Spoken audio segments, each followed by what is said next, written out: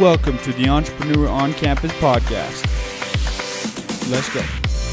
My name is Matthew Brown. I'm a student, I'm an entrepreneur, and I love learning. I've created this podcast to help you discover hidden opportunities. So I created this podcast because I want to allow more aspiring entrepreneurs to start businesses. I want to help remove obstacles. Some of the obstacles that exist are people don't know what business to start, what industry to be in, what channels to sell through.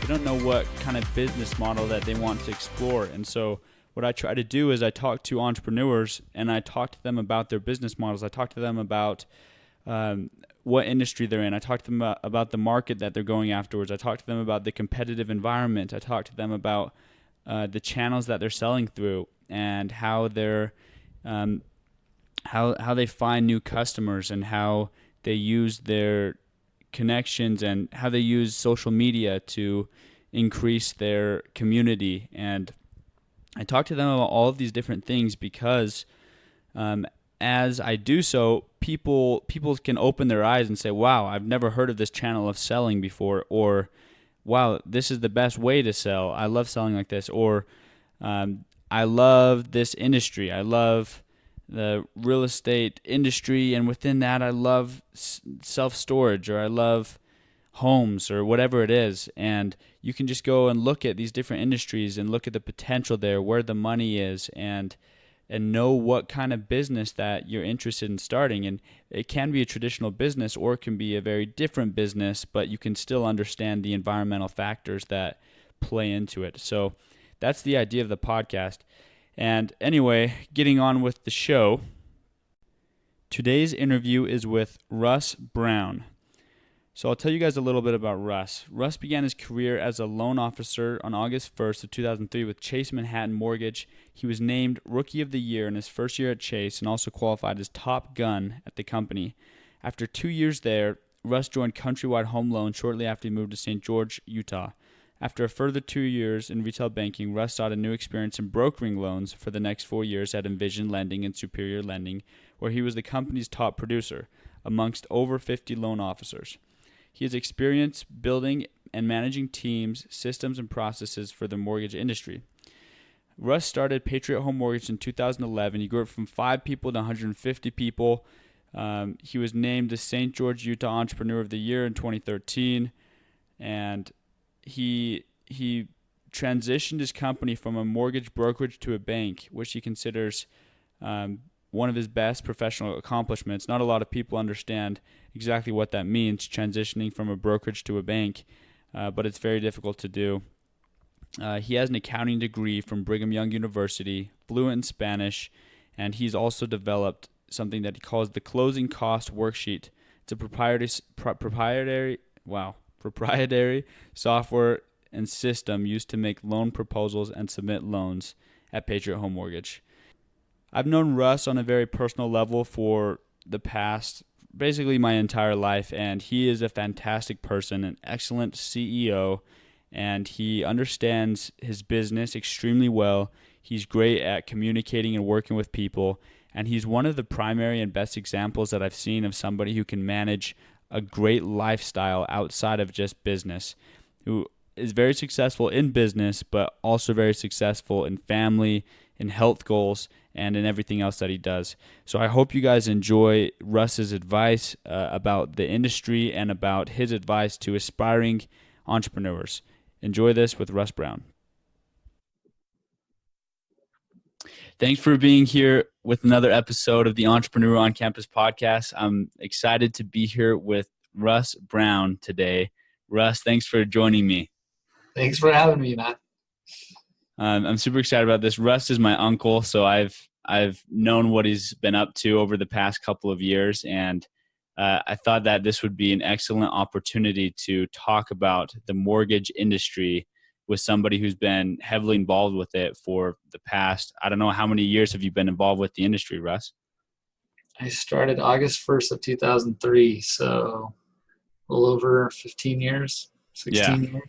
Long time. Awesome. So before we start getting into that industry, I'd love to ask you a couple of generic questions that I like to ask my guests. So I would love to know, what your thoughts on starting a business in college are versus becoming more educated first. Well, that's how I got through college. I was just self-employed. I ran a cement resurfacing and garage floor coating company called Surface Works, and it was fun. I had 4 or 5 guys that worked with me, and we'd go out and do jobs in the evenings. And we were all in college at BYU getting our degrees. And just depends on your situation, but I think that it's good to get some experience along the way, have some practical application for some of the things that you're learning and living life. I think you just need to know yourself and know if packing in knowledge right now, just studying and getting through. I mean, I remember I took 23 credit hours one semester, and for me, that really wasn't ending up to being the best use of my time. But 16 credit hours was a pretty hefty, good amount while it's still working on the side. I had other jobs I did. I worked at a rock climbing gym and did other things, but and I didn't take summer semesters. I just took those times to earn some money because I was paying my own way. That and scholarship was how I got through college. So looking back now, I think that the experience of life and the application is super important, along with all the theoretical that you walk away with the degree. So I'm probably more in the camp of, even if it took a little bit longer, having some things you're doing that help you apply that stuff rather than just pounding it out. But it may not be that way for everyone. Yeah. Awesome. I love that answer. Something that I know that you've been involved with and that I'd like to ask you about as well is life coaching and mentorship. How important do you think that is for an aspiring entrepreneur? I think it's critical. I think that, you grow up and you have a mom and dad that are guiding you, hopefully, and then you maybe ecclesiastical leaders and things around to help to guide you. And then you get into your 20s and you're often out there on your own and you aren't really accountable to anyone. You may or may not get married. And being accountable to your spouse in that capacity is really hard to do anyway. But to have somebody who's maybe a bit ahead of you or even just apart from you, who can really help you see yourself, is critical. I find that I process information better just by having to describe it to somebody else. So if it's particularly someone who's educated or been successful in their own right in businesses or in the area of life that you're getting coaching on. I mean, the guy that I've coached with for the last 5 or 6 years has 3 coaches himself. He has one in the area of kind of spiritual things, one in strategic and in business, and one that kind of just helps him more just with life in general. But I have found the accountability to be really important, and probably more than anything, what I get out of the coaching I go to is just being able to hear myself think and then get posed really insightful questions.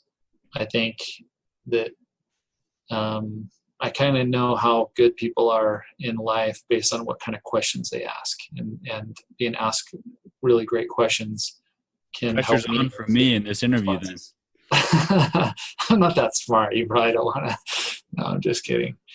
But I'll let you ask the questions this round. Now the pressure's on. You're going to know how smart I am by the questions I ask. You've primarily been involved with paid for life coaching, correct? Yeah. And what are the benefits of that versus finding some kind of mentor who maybe you meet up with for lunch or something, but it's not as serious? Yeah. So I'll just kind of run through my mentorship experiences that I can quickly think of. My first was just part of a BYU class. I got assigned a guy who was a builder in town, Dave Lewis, and he's become a long lifetime friend now. And I went to see him initially just because he was part of my class, and was assigned to me. But he helped me with that Surface Works business, and he was so much more experienced and stuff than I was.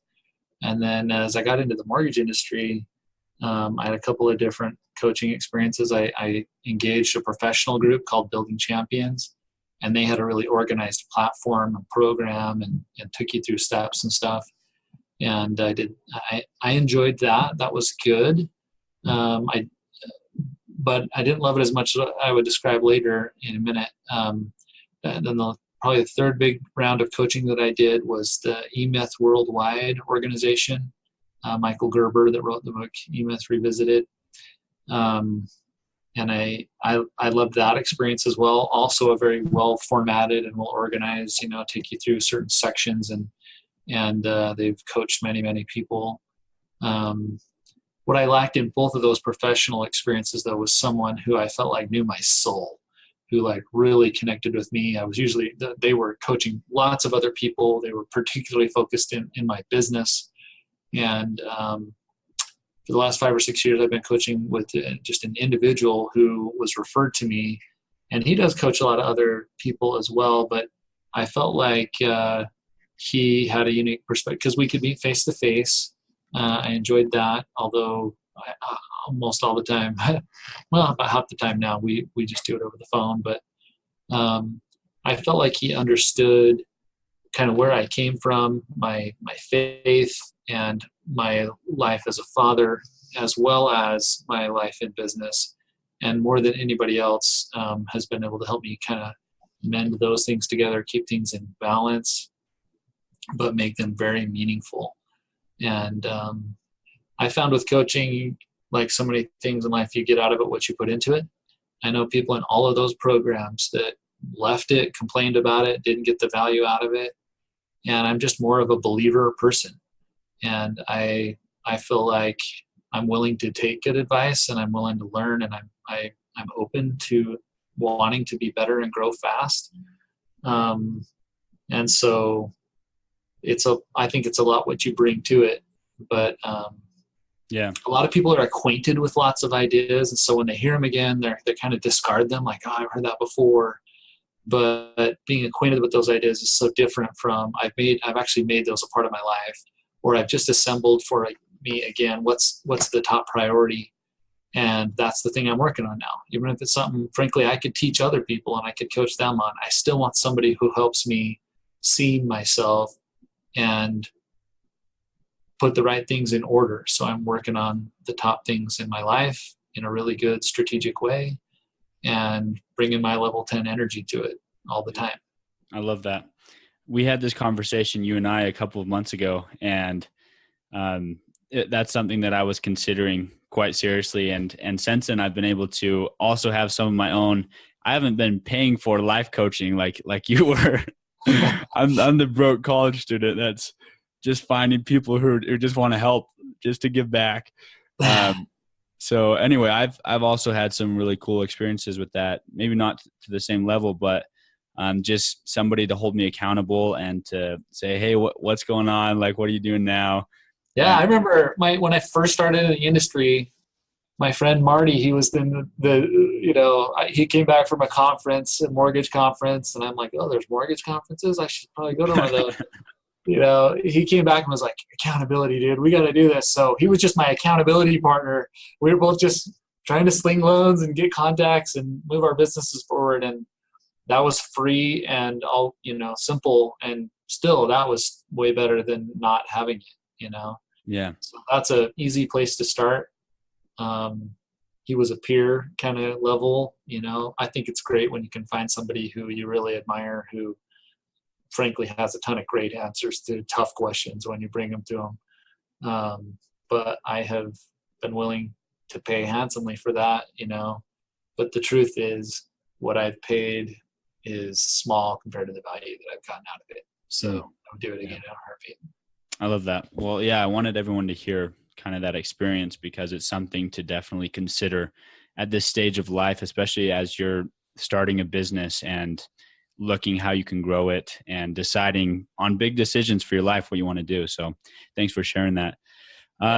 So I'd love to talk a little bit more about Patriot Home Mortgage. How did you start that? Why did you decide to start it? I decided to start it after I already had a long foundation being a loan officer in the mortgage business. I worked for 2 years for Chase Manhattan Mortgage, and then I worked for 2 years for Countrywide. I wanted to try brokering loans, so I worked for 2 years for Envision Lending Group. That was right in the mortgage meltdown, and they went out of business. And I worked for another brokerage called Superior Lending that I loved until the owners were selling out to a third partner that I didn't know very well. And so it was just a circumstance where I was 8 years in the business, and I really knew how to do the business. So the technician part of me was very practiced. I knew exactly what to do. And I started Patriot just to be a place to do my own loans. I had a pretty small vision, frankly, at that time. I was just planning to accomplish my own loans. And I still think that's a great vision for a business. You know what I mean? Lots of professionals do that, CPAs and attorneys and dentists and doctors that just have their practice. Mm-hmm. And this industry is like that, where you can be that size, almost, I wouldn't say against my will, but not really intentionally. We just grew, and I have discovered that I do have a part of me, a love for helping other people. And at some point, my 3 brothers came into the business with me, and then some friends that had been in the industry before, and it was really bringing great blessings to their lives. And I remember distinctly the day that I realized the administrative work of this business is so much now, like I can't continue to originate loans and do all of this. So I had to make the conscious decision, like, well, do I want to just keep this small, or do I want to dedicate myself to this and grow it? And that's what I decided to do. And in all honesty, I could go back to that day and make a different decision and still have lived, I think, a happy and rewarding life. And it's just been different challenges. But I really, 8, 9 years at that time into the business, it's like stepping into a whole new line to run a business and to be a leader and administrator in a business, as opposed to the technician in it. I was the guy doing the loans, then I became the guy following up on all of the systems and hiring people and managing them and talking to them, dealing with people's emotional issues, and all of the running a business are just totally different from the business of doing loans. Yeah. I have a friend who's a dentist, gone through dental school and everything, but he helps support and run other dental practices, and he does very little dental work himself. And it's just an interesting choice. But I would caution people to be like really wary that pressure will come, that day will come, and you can decide to go one of those ways. And I truly don't think people should default to like, oh, clearly growing and being bigger and bigger is always a great thing. I was probably when we had 150 employees, it was a very high stress time. And it doesn't always even mean more money either. It can mean a lot of different things. So you just have to examine those decisions. But yeah, that's kind of how it went. I'm curious if a mortgaging business like your own, so it sounds like you can have a lifestyle business like a lot of doctors and dentists do. Is it possible to have some kind of scalable mortgaging business where you start creating lots of other branches and you have the end goal of exiting? Do people do that? Yeah, they do. Most people in the mortgage industry, first of all, you fall into one of two camps. You're in the operations side of the business, or you're in the sales part of the business. I've been in the sales part of the business as a loan officer. There's a lot of, in our industry, there's tons of people that are more like the nurses to the doctors, or, they're the underwriters of files and things like that. And there's a lot more stability on that side of the job. You're just paid a wage or something with a bonus or things like that. I naturally love talking to people and selling, and I love finance. And so mortgage ended up being a great fit for me because I love the numbers and the analytics, but I also love selling and talking to people. And I truly love selling. I see selling as just connecting people with what they want. And what could be better than helping people get what they want? Mm-hmm. I don't see it as giving people something they don't want or don't need. Find something to sell that people actually want and need, and then you'll be really happy selling it, connecting people with that, delivering a great value. Mm-hmm. But most loan officers in their career, they start doing a few loans, they grow a little bit, eventually they need an assistant, and the ones that go very big, they go from one assistant to two assistants and processors to help support them. And they get increasingly focused on the sales side of the equation. So they're just spending time consulting with borrowers or meeting with strategic partners. And that's really all they do. And they've offloaded everything else to their team members. Yeah. That's one way to grow the business. The other way that is far fewer that do it is actually starting a mortgage business, you know what I mean, and opening a brokerage or partnering with people that you could get into something more developed. That's what I did eventually. It was just a really different time too. I mean, mortgage companies had folded like crazy left and right, and it was a unique time to start a business. I would tell people I'm in the mortgage business back in 2011. I was starting Patriot, and like they wanted to give me a hug in the grocery store. Like, are you okay? Is it all right? Because it was the meltdown and everything bad had happened. But 2/3 of loan officers got out of the business at that time, and I was just one of those few, I guess, stubborn enough to stick it out. But it was actually a wonderful time to still stay in business and be standing when things started to shift, because we grew like crazy, and it was just a ton of fun, and the competition had just been the field was so completely changed. So that was a unique opportunity. And if you can find ways to enter businesses when the obstacles to business are down or things like that, it's a wonderful opportunity. Yeah. So a lot of people maybe don't understand what a mortgage broker does in a mortgage brokering business. So if you're just explaining to somebody who this is their first time hearing about these terms, how would you describe what your company does? Well, really straightforward answer is we just provide financing for residential housing. So if you're looking to buy a home, most notably, then most people don't have enough cash for that. So they need some kind of a loan, and we help provide that financing. So usually people have some kind of a down payment, some funds that they're helping put down. There are a few no down payment loans out there, but most people, they have a portion, but they need a loan for the rest. And loans are complicated. They are in America, loans are designed to meet the requirements for these long-term like investors. They're Fannie Mae and Freddie Mac, that are these government-sponsored entities that help. They go to Wall Street and pool together money to create mortgage-backed securities that are then used to give money to banks. That's where the banks get their money to fund all these billions and billions of dollars worth of mortgage loans.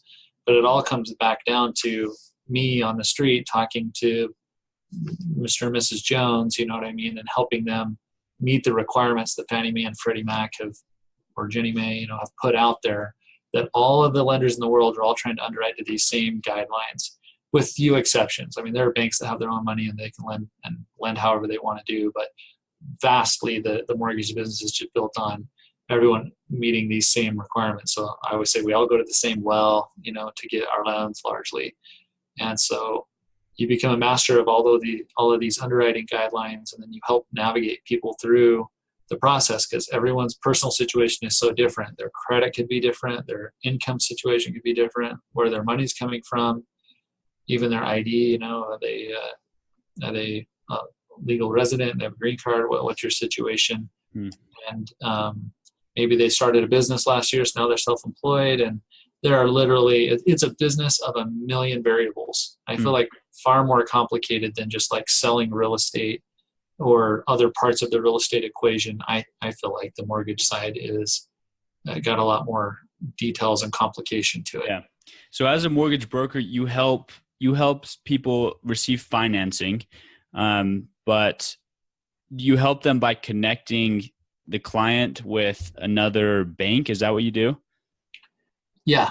Yep. I have a number of banks that I work with that I could take their loan to. All those banks, like I said, are turning around to Fannie and Freddie ultimately to get their money, but I might take their loan to Wells Fargo or to Stearns or to a bunch of banks you might not have ever heard of, but that specialize more in mortgage loans. And I help them get their file put together. And we do an appraisal, we do title work, we check their credit, we gather all of your documents, W-2s, pay stubs, tax returns, all of these things that a mortgage company is required to have in order to have a sellable mortgage loan that they can fund, for you. And we help assemble all that together, answer all of the underwriter's questions about their situation to ultimately guarantee that it meets the requirements. And at the end of the day, we fund a loan so that you can purchase that home or refinance a loan that you may already have with somebody, into a better situation. Are the relationships that you have with the banks, are they like cordial that you've signed like agreements together, or is it just, oh, I know John who works at Wells Fargo and we've done a lot of deals together, so we're going to keep doing them?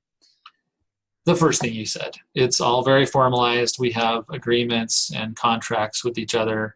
I have to meet certain requirements with them, and they have to meet certain requirements with me. But we have very, sleepy legal document package that you have, very thick, package that you put together about what the requirements for each party are. And does each bank have a lot of mortgage brokers that are trying to send them deals all the time? Yeah. Yeah. Not all banks go through that channel. I mean, some places are just retail, meaning you might go to a credit union in town and they don't buy loans from anybody else or take them from anybody. You just have to walk into their bank and do loans with them. Oh, so does the bank buy loans from you, or do you just hand them off?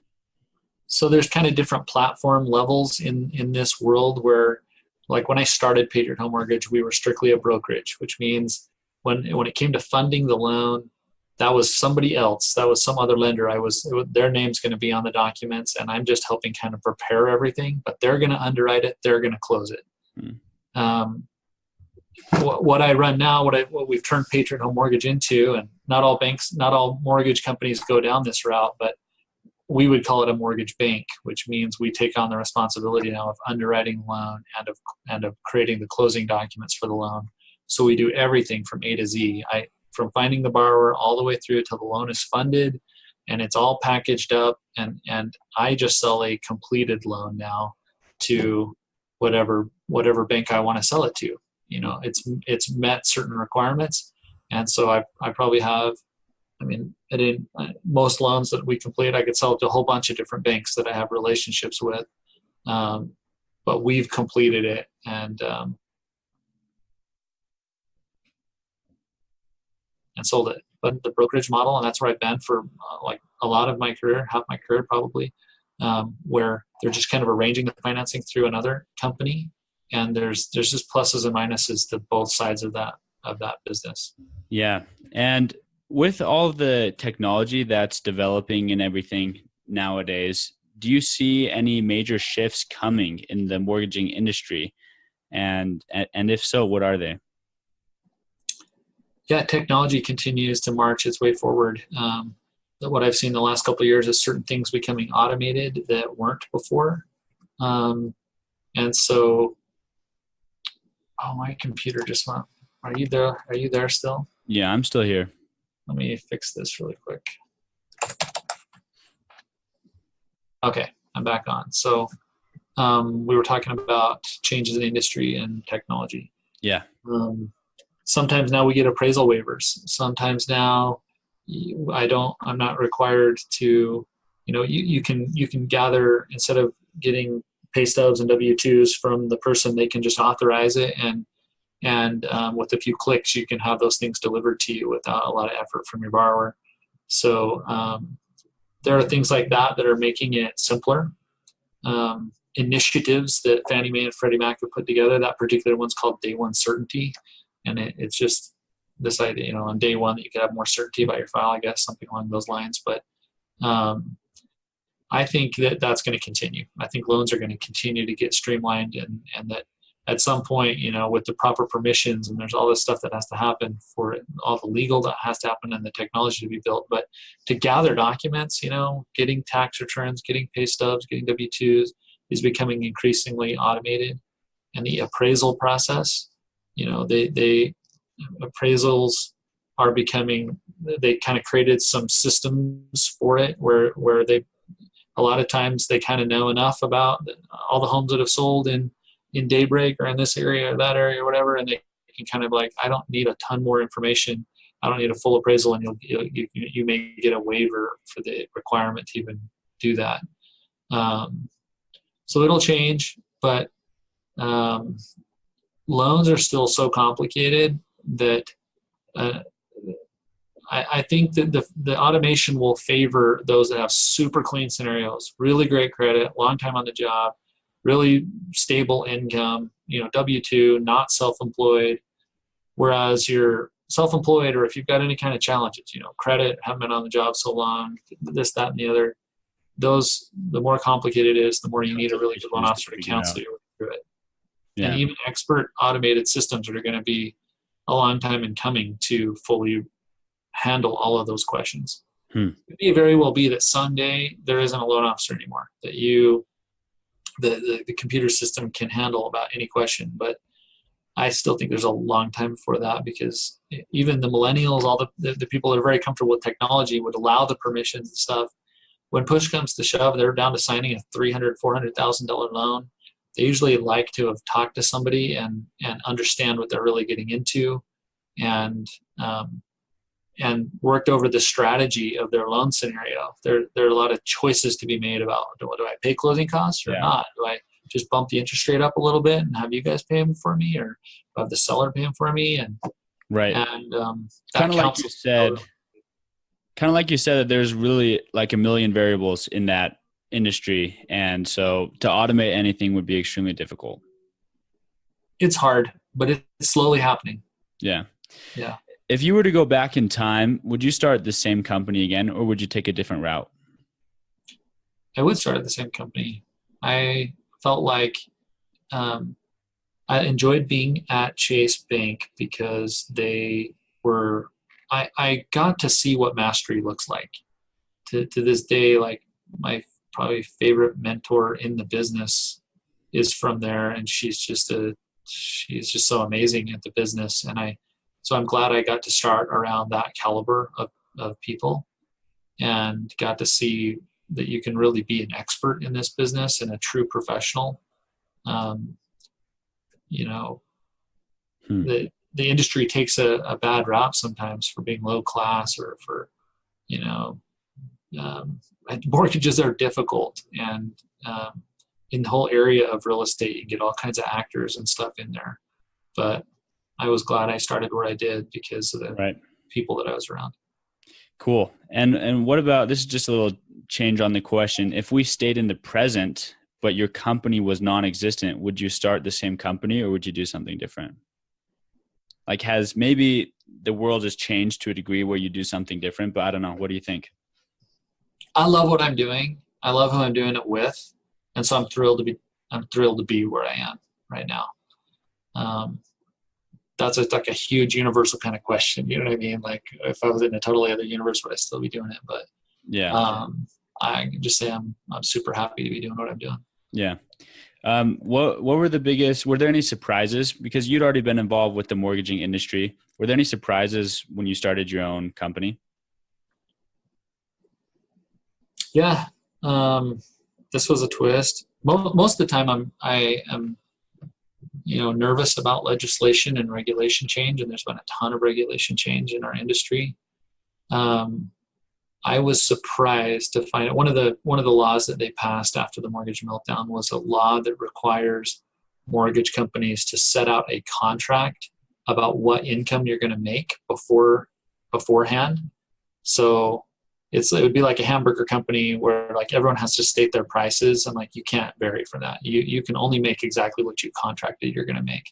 Or in real estate, if real estate agent's supposed to make 3%, they legally can't take 2%. They can't take 4%. It's not negotiable. You've agreed that you're going to make 3% on a real estate deal. You have to make exactly that. And in the mortgage industry, it's called the LO comp rule. And I was super surprised to find out that I was selling loans and doing loans at much lower rates and for much cheaper prices than the rest of the vast majority of my competition. And so my income literally doubled because I just tried to meet where everyone else set their contracts. And I found out that everyone else had set their contracts way richer than I was used to doing loans. So that was a rare exception where regulation ended up being a really great thing. But in that case, it was one of the best things that probably ever happened to me financially. And so I know a lot of lessons in that, probably about not selling yourself short and realizing the value of what you bring to the table. But Yeah. that was a big surprise. Yeah. And what would you say with the company that you've run? What have been some of the biggest pros of running the type of company that you do? Probably my top favorite thing has been the people that I work with, and going through this experience of trying to like establish your values and have them play out in your business all the time. You know, we have these certain principles and values and things that we care about. Ours are like kindness, mastery, authenticity, and positivity. The things we chose that we cared about in a business, and trying to hold through to those through all these ups and downs and scenarios and people and everything is this really awesome big challenge, you know. But your culture and your company is determined by what you will and won't tolerate, and it's kind of like life. You just you're taking on this big hairy obstacle to kind of live the way you want to live. Mm-hmm. I've had to learn how to balance, you know. I kind of want business to just always work out. I enjoy people. I enjoy that side, but I've learned like you have to fully take on and wrestle with the financial obligations and what's exactly required, because you can't run a non-profitable business no matter how much you love it. And so I've had to learn how to also just be very decisive and to make tough calls when I have to make them and do the things that the business requires. You know, people often in business, they want to take money when they want to take it from the business or something, or try and tell the business what to do, but it doesn't work that way. The business tells you what you can do, and you need to run it profitably and do X, Y, and Z before you can just run down to the cash register and pull some of the cash out, you know, and live that way. So at times it's been super financially rewarding, and other times it has sucked the life out of me. You know what I mean? So I've learned from those times that like either I'm a crazy person or I really do love the people and care about the business and the culture and what we're building, or I would never have stuck through those times when it was bleeding me financially, you know. But there've been more than enough up cycles than the down cycles to you know, be raising a family and moving forward. And I still very much care about running for family. But I'm honestly just somehow tied to this engaging challenge of running this business, and I just don't quit on it. Yeah. Yeah. So it sounds like some of the big pros for you are the people that you work with.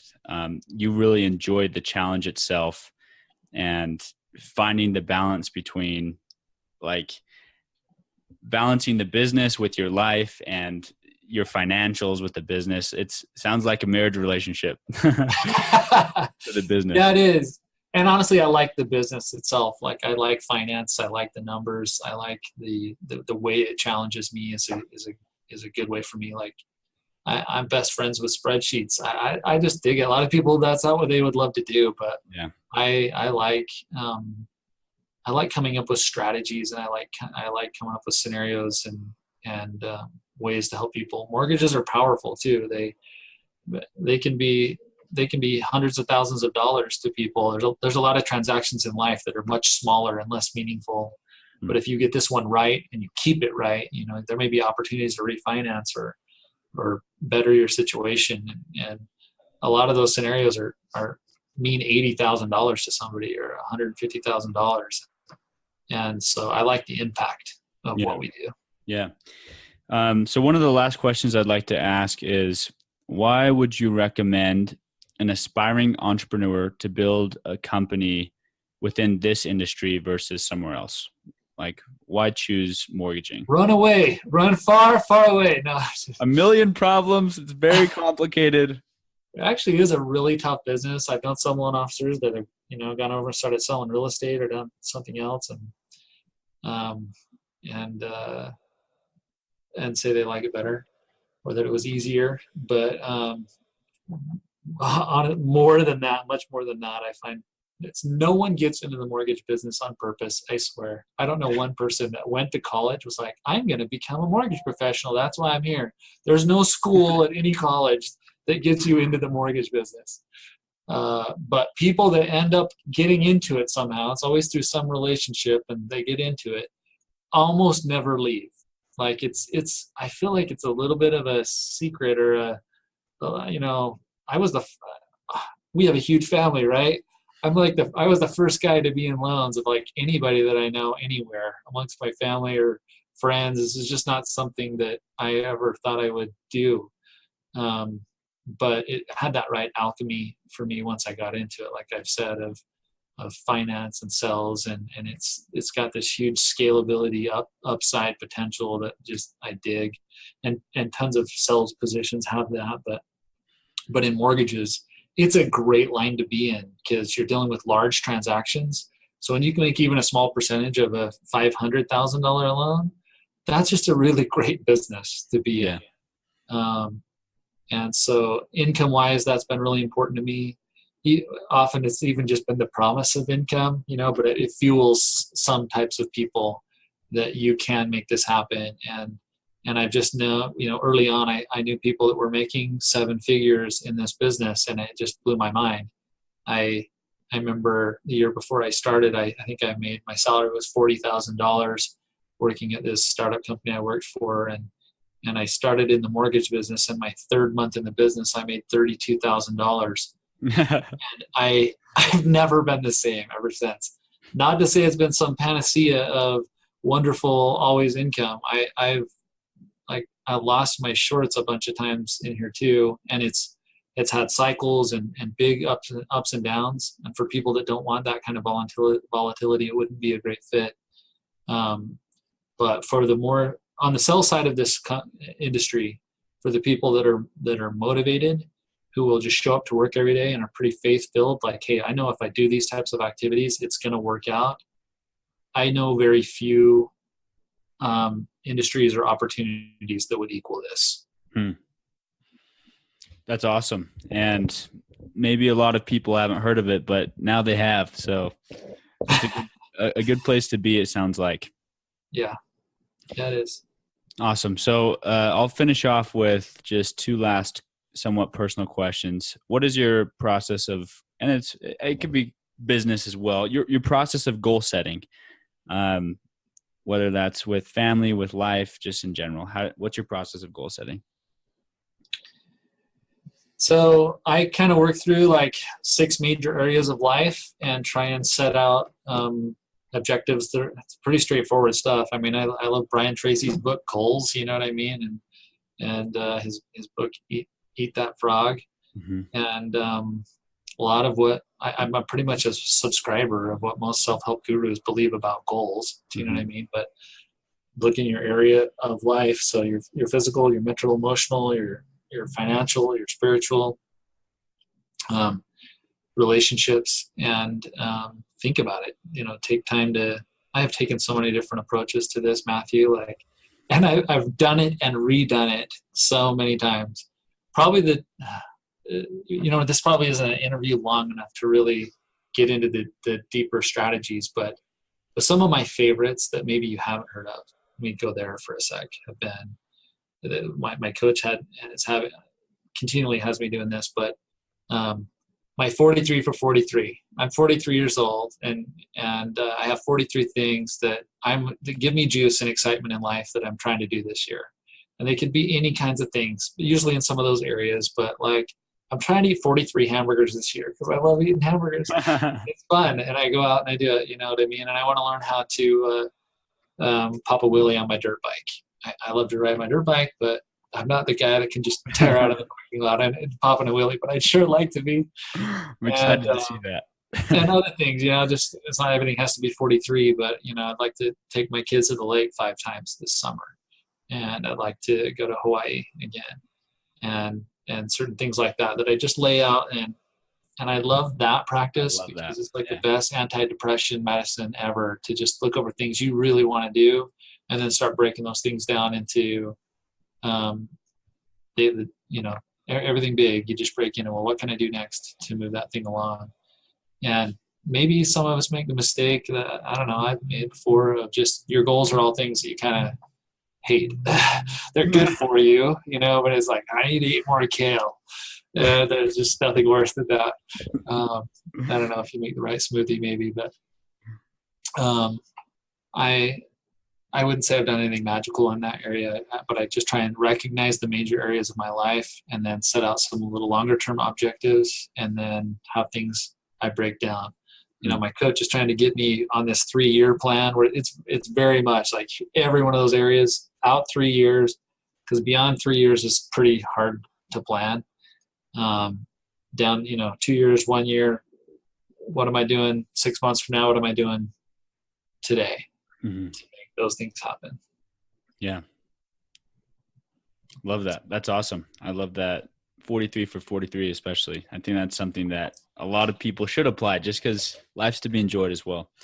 Last question that I have is, do you have a morning routine that you follow? And are you a believer in morning routines or whatever? Yeah.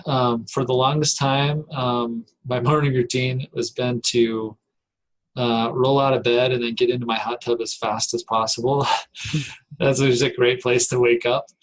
And it's usually dark and I can see the stars, and I have just some time there to pray and to kind of go over things you're grateful for. What time do you get up? Ideally 5:30. I'm a kind of more of a morning riser, you know what I mean? So, dude, I have 5 kids though, and it can be kind of crazy. So I do my best, but I probably do better than a lot of people by getting up early and rolling through my routine. But I try and read 10 pages in a good book in the morning. I try and get my scriptures open, and I go try and look at that 43 for 43. My goals are structured in this thing called the pyramid. It's just another exercise where it's another way of grouping your goals together. And so spending a little bit of time working on that. I try and drink some water right away early in the morning. And another big thing I do is just make my to-do list for the day. So I keep a running Google document where that's where I prioritize everything, and I return to it all through the day to reprioritize what I'm going to do. I like Brian Tracy's idea of single task your way to completion, so pick one thing and finish it, and then pick the next most important thing and finish it. Mm-hmm. Some things need bigger projects, so through the day I'll take 50 minutes, ideally I'd have 4 50s. So 4 things that maybe take me up to 50 minutes to do that I'll accomplish throughout the day. Mm-hmm. But that to-do list have been a huge tool for me. I'm still open to finding and learning new things, but just a simple Google Doc with a list of the things that I'm doing today that I keep when someone adds something, something comes up, I try and add it to my list and decide if that's really takes priority of whatever else I was doing.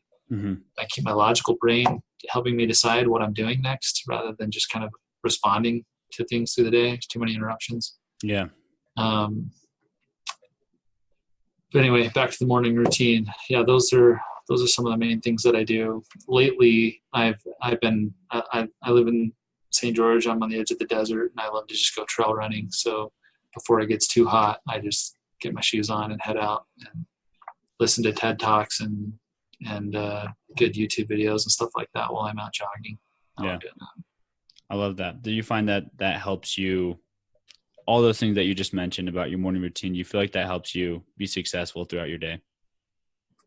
Yeah, I feel like I'm at my best when I'm really executing on my morning routine. It starts everything off right. And life has cycles and you can be interrupted for some time, but it's worth striving for, to be back on that and trying to execute a routine. Love it. Awesome. Thank you so much, Russ, for coming on today. You bet. Thanks for having me. I hope that you all were able to enjoy that interview with Russ Brown, learn more about the mortgage industry, and also he had a lot of unique things to say about goal setting and other advice for aspiring entrepreneurs. hopefully you can go forward knowing better if you're interested in getting involved in the mortgage industry or not. And guys, if you like this, please I ask that you subscribe, leave a rating and a review on iTunes. That would be super helpful. I'm on a lot of different platforms right now, and I'm actually going to be getting in some more over the next couple of weeks. And I'm really excited about the podcast. It's growing. I'm having some awesome guests lined up. I'm pretty booked for the next several weeks for interviews, and there's a lot of good ones coming. So keep listening, and hope you guys continue to learn, progress, and take action starting your business. So I wish you all the best. Thank you. Have a good one.